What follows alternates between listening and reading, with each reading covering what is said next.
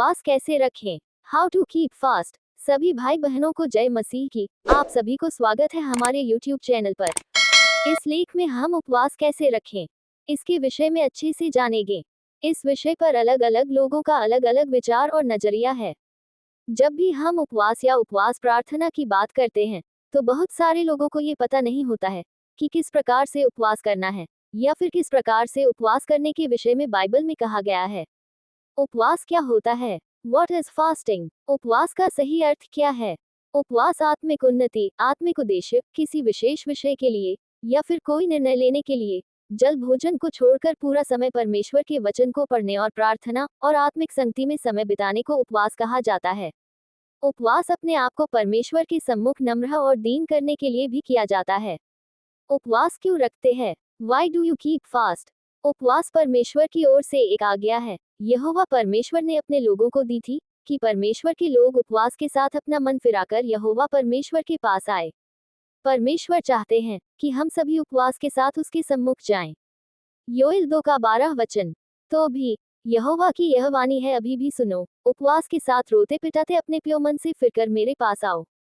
प्रभु परमेश्वर जिस उपवास से प्रसन्न होते हैं, वह उपवास ये है कि लोग परमेश्वर के हृदय के अनुसार उपवास करें और परमेश्वर पर ही संपूर्ण रूप से निर्भर हो जाएं।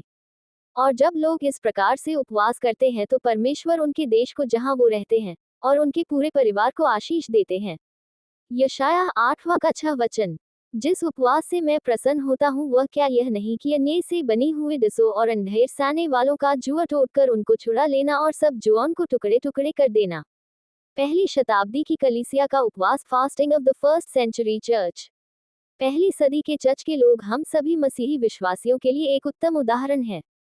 पहली शताब्दी की कलीसिया में हर एक महत्वपूर्ण कार्य या निर्णय लेने से पूर्व वे परमेश्वर के सामने उपवास करके प्रार्थना किया करते थे।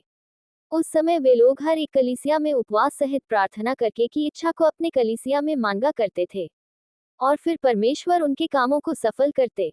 प्रेरित 14:23 इस विषय में हम प्रेरितों के काम की किताब में एक घटना के विषय में पढ़ सकते हैं, जहां पर उपवास प्रार्थना के दौरान पवित्र आत्मा ने उन लोगों का मार्गदर्शन किया। पुराने नियम में भी हम अनेक ऐसे उदाहरणों को देख सकते हैं जहां पर लोगों ने उपवास के साथ प्रार्थना किया और फिर परमेश्वर ने उन सभी की प्रार्थना को सुना और उन सभी के जीवन में अद्भुत चमत्कार भी हुए। उदाहरण के लिए हम दानियेल को देख सकते हैं, जो कि उपवास के साथ प्रार्थना किया करता था। दानियेल 9:3 तब मैं अपना मुख प्रभु परमेश्वर की ओर करके गिड़गिड़ाहट के साथ प्रार्थना करने लगा और उपवास कर तात्पहीन रख में बैठकर वरदान मांगने लगा। इस कारण से परमेश्वर ने उसकी प्रार्थना का उत्तर भी दिया, और उसके कारण पूरे संसार के लोगों ने सच्चे परमेश्वर को भी पहचाना। दानियाल को परमेश्वर ने शेर के मान से बचाया और उसके दोस्तों को धड़कते आग की भट्टी से जीवित निकाला था। इससे परमेश्वर की नाम की महिमा हुई। उपवास कैसे रखें? उपवास कितने प्रकार के होते हैं? मुख्य रूप से लोग 5 प्रकार से उपवास करते हैं। बाइबल में भी लोगों ने इन्हीं 5 प्रकारों से उपवास किया करते थे। ये है वे 5 प्रकार के उपवास जिन्हें उस समय के लोग किया करते थे। उपवास के कुछ प्रकार यह हैं। These are some types of fasting. पहला उपवास इस प्रकार से है, इस उपवास में लोग किसी भी प्रकार से कोई भी भोजन या जल को ग्रहण नहीं किया करते हैं। सही मायने में यही एक संपूर्ण उपवास का तरीका होता है। इसमें किसी भी प्रकार का कोई फल या फल का जूस भी लोग नहीं पीते हैं। इस तरह के संपूर्ण उपवास प्रभु यीशु मसीह ने भी किया था। मत्ती 4:1-2 दूसरा उपवास करने वाले व्यक्ति भोजन को तो त्याग देता है, परंतु थोड़ा बहुत जल या फलों का जूस अथवा कभी कभी चाय का सेवन कर सकते हैं।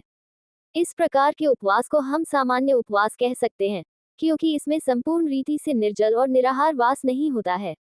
ऐसे उपवास को वे लोग कर सकते हैं जो कि शारीरिक रूप से संपूर्ण उपवास करने में सक्षम नहीं है। वे लोग इस प्रकार से भी उपवास कर सकते हैं। तीसरा उपवास, इस प्रकार के उपवास को एक आत्मिक उपवास की श्रेणी में रख सकते, क्योंकि इस प्रकार के उपवास में न केवल भोजन का त्याग करना होता है, इसके साथ ही साथ जीवन की तमाम बुराइयों से अलग रहकर और तमाम आधुनिक उपकरणों से भी खुद को अलग रखकर उपवास करना पड़ता है, जैसे कि मोबाइल फोन या फिर कंप्यूटर इत्यादि। इनसे भी खुद को पूरी तरह से दूर रखकर पूरा समय परमेश्वर के साथ बिताते हुए प्रार्थना और वचन का मनन किया जाता है। उस दिन आप भूखे या जरूरतमंदों को दान भी कर सकते हैं। यह एक ऐसा उपवास है जिससे परमेश्वर भी प्रसन्न रहते हैं। चौथा उपवास, यह एक ऐसा उपवास है जिसे आज के समय में बहुत सारे मसीही लोग करते हैं। इस उपवास को हम कपटियों का उपवास कह सकते हैं, क्योंकि स्वयं प्रभु यीशु मसीह ने इसके विषय में कहा है। मत्ती 6 अध्याय का 16 वचन, जब तुम उपवास करो तो कपटियों के समान तुम्हारे मुंह पर उदासी ना छाए रहे, क्योंकि वह अपना मुंह बनाए रखते हैं ताकि लोग उन्हें उपवास ही जाने। मैं तुमसे सच सच कहता हूँ कि वह अपना प्रतिफल पा चुके हैं। लूका 18 अध्याय का 11 वचन।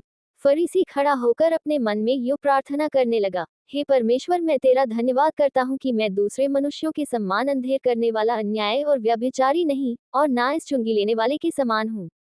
इन वचनों में प्रभु यीशु मसीह ने कहा, जो कोई दूसरों को दिखाने के लिए उपवास रखता है, उसका उपवास कपटियों के उपवास के जैसा है, जैसे कि फरीसी और सदुकी लोग किया करते थे, ताकि लोग उनको उपवासी जानकर उनकी वाहवाही करें। बल्कि परमेश्वर तो ऐसे उपवास से प्रसन्न होते हैं, जो दिखाने के लिए नहीं परंतु परमेश्वर के वचन के अनुसार होता है। और जो कोई दिखाने के लिए उपवास करता है, उसका प्रतिफल उसे मिल चुका है। परंतु जो लोग परमेश्वर की इच्छा के अनुसार उपवास करते हैं, उन लोगों को परमेश्वर जो गुप्त में है प्रतिफल देता है।